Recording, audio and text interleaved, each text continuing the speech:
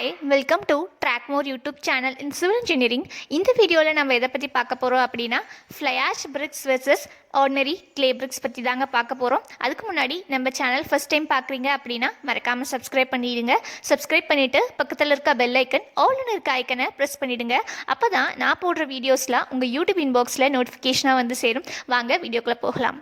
First FlyAsh bricks பற்றி நம்ம பார்க்கலாம். FlyAsh bricks வந்து எப்படி உருவாக்குறாங்க, மேனுஃபேக்சர் பண்ணுறாங்க அப்படின்னா தெர்மல் பவர் பிளான்ட்ல இருந்து அப்படி இல்லைன்னா ஏதாச்சும் ஒரு இடத்துல இருந்து கோலை வந்து கோல் வேஸ்ட்டில் இருந்து எடுத்து அந்த வேஸ்ட்லாம் சேகரித்து அது கூட ஜிப்சம் ப்ளஸ் வந்து சிமெண்ட் இல்லை வந்து லைம் அது கூட வாட்டர் இதெல்லாம் மிக்ஸ் பண்ணி ஒரு பர்னர் மாதிரி இருக்குங்க. அதில் வந்து இது பண்ணி ஃபுல்லாக FlyAsh bricks ஃபுல்லாக மிஷின் மேடு தான். அந்த மிஷின்குள்ளே விட்டு நமக்கு வந்து FlyAsh bricks வந்து ஹீட் பண்ணி க்யூரிங் பண்ணி ராவாக வந்து FlyAsh bricks வந்து நமக்கு கிடைக்குது. இது வந்து ஆர்டினரி பிரிக் காட்டிலும் அதோட வாட்டர் அப்சர்ப்ஷன் தன்மை வந்து கம்மியாக இருக்குதுங்க. அதே மாதிரி அதோட வெயிட்டு வந்து கம்ப்ரெசிவ் ஸ்ட்ரென்த்து வந்து ஆர்டினரி பிரிக்கை வந்து இது கொஞ்சம் அதிகமாகவே இருக்குது அப்படின்னு சொல்கிறாங்க.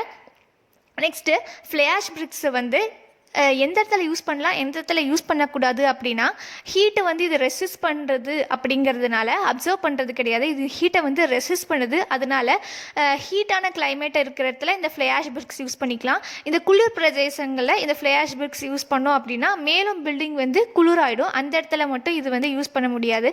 நெக்ஸ்ட்டு இந்த FlyAsh bricks வந்து மிஷின் மேடு அப்படிங்கிறதுனால அந்த எட்ஜஸ்லாம் பார்த்திங்கன்னா ஷார்ப்பாக இருக்கும். அந்த ஷார்ப்பாக இருக்கிற எட்ஜஸை கொண்டு வந்து நம்ம பில்டிங் கன்ஸ்ட்ரக்ட் பண்ணும்போது அந்த பிளாஸ்டிங் லெவலும் இப்போ ஒரு கல்லுக்கும் இன்னொரு கல்லுக்கும் கேப் இருக்கும் பார்த்தீங்களா, அதில் வந்து நார்மல் பிரிக்கில் கட்டும்போது கேப் வந்து கொஞ்சம் அதிகமாகவே இருக்கலாம். ஏன்னா அது வந்து ஹேண்ட்மேடு அப்படிங்கிறதுனால. இது மிஷின் மேடு அப்படிங்கிறதுனால இந்த கேப் கம்மியாக இருக்கும். அந்த இடத்துல நம்ம சிமெண்ட் மோட்டர் போடுறது வந்து கம்மியாகுது அப்படிங்கிறதுனால பிளாஸ்டிங்காக போட்டுக்கலாம், மேலே பூசிக்கலாம், இல்லை வந்து அப்படியே சும்மா கூட பில்டிங்கை விட்டுடலாம். அது வந்து நம்மளோட சௌகரியம். அப்போ நம்மளுக்கு சிமெண்ட்டோட காஸ்ட் வந்து கம்மியாகுது. அது ஒரு மெயின் அட்வான்டேஜ் இந்த FlyAsh bricks யூஸ் பண்ணும்போது.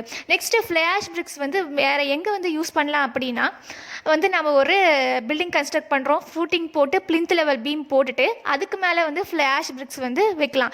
ஏன் வைக்கலாம் அப்படின்னா சில பில்டிங்லாம் பார்த்திங்கன்னா ஒரு எஃப்ளோரசன்ஸ் தன்மை ஈரத்தன்மை அந்த பிரிக் வந்து ஈரத்தன்மை பதிஞ்சு அந்த பொறியாக ஒரு இடத்துல பேச்சஸ் மாதிரி வந்து இருந்திருக்கும். ஒரு சில பில்டிங்கில் பார்த்தீங்கன்னா உங்களுக்கு தெரிஞ்சிருக்கும்.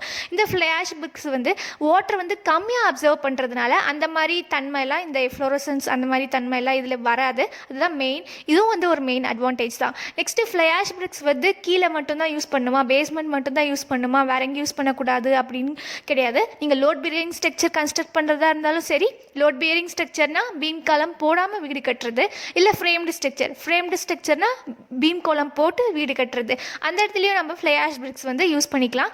ரோட் பியரிங் ஸ்ட்ரக்சரில் லோடு வந்து ஸ்லாப்லேருந்து பீமுக்கு போகுது, பீம்லேருந்து காலம் போகும், காலம்லேருந்து ஃபூட்டிங் போகுது. அப்போ நடுவில் வந்து ஒரு வால் இருக்குது, நடுவில் கேப்பில் நம்ம எந்த பிரிக் வேணாலும் யூஸ் பண்ணிக்கலாம். அதில் வந்து ஒரு ப்ராப்ளம் கிடையாது. ஸோ அந்த இடத்துலையும் FlyAsh bricks வந்து யூஸ் பண்ணிக்கலாம்.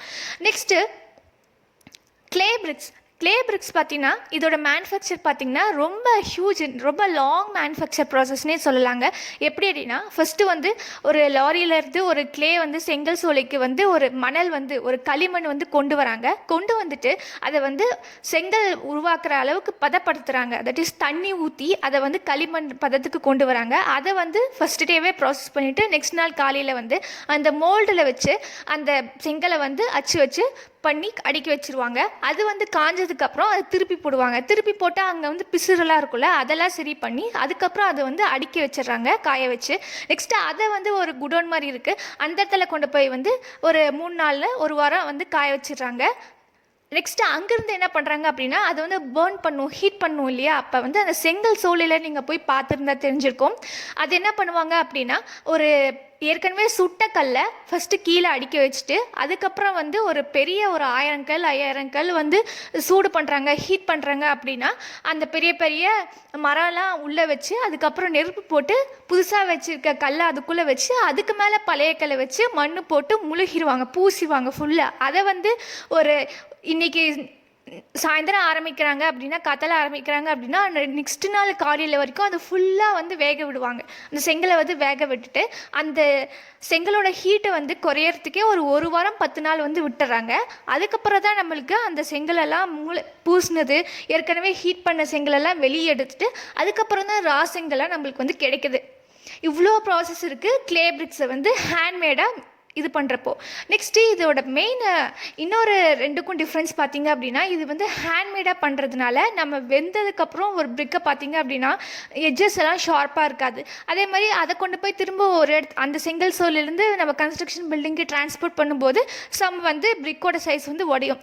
இதே வந்து நீங்கள் ஃப்ளாஷ் பிரிக்ஸ் பார்த்திங்க அப்படின்னா மிஷின் மேடாக இருக்கிறதுனால அவ்வளோக்கா உடையாது. நம்ம டிரான்ஸ்போர்ட் பண்ணும்போது ஏதாச்சும் உடஞ்சாதான். ஸோ டிரான்ஸ்போர்ட்டேஷன் பண்ணும்போது அந்த பிரிக்ஸை வந்து உடையாது பார்த்திங்களா, அது மட்டும்தான். எதுக்கும் வந்து வித்தியாசம் வந்து இருக்காது. இந்த 2 பிரிக்கும் வித்தியாசம் வந்து இருக்காது.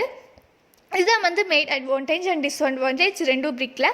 நீங்கள் வந்து எந்த பிரிக் வந்து யூஸ் பண்ணி உங்களுக்கு வந்து வீடு கட்டணும் அப்படின்னு இஷ்டம் இருக்கோ அந்த மாதிரி பிரிக்ஸ் வந்து நீங்கள் யூஸ் பண்ணிக்கலாம்.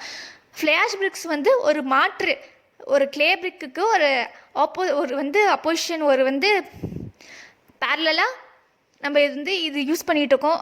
ஆதி காலத்துலேருந்து வந்து ஃப்ளாஷ் பிரிக்ஸ் வந்து இப்போ புதுசாக கொண்டு வரதுக்கிறதுனால எங்கே பார்த்தாலும் ஃப்ளாஷ் பிரிக்ஸ் வந்து யூஸ் பண்ணிகிட்ருக்காங்க. ஸோ உங்களோட இஷ்டம். ஒரு மாற்று வந்து ஒரு கிளே பிரிக்குக்கு ஒரு மாற்றம் வந்திருக்கு அப்படின்னா ஃப்ளாஷ் பிரிக்ஸ் தான். ஸோ உங்களோட இஷ்டம், நீங்கள் எப்படி வேணாலும் யூஸ் பண்ணிக்கலாம். இந்த வீடியோ உங்களுக்கு யூஸ்ஃபுல்லாக இருந்திருக்குன்னு நினைக்கிறேன். இதே மாதிரி வீடியோஸ் உங்களுக்கு வேணும் அப்படின்னா Trackmore YouTube channel in civil இன்ஜினியரிங்கை லைக் பண்ணுங்கள், ஷேர் பண்ணுங்கள், மறக்காமல் சப்ஸ்கிரைப் பண்ணுங்கள். தேங்க்யூ ஃபார் வாட்சிங் and keep supporting our channel. Thank you.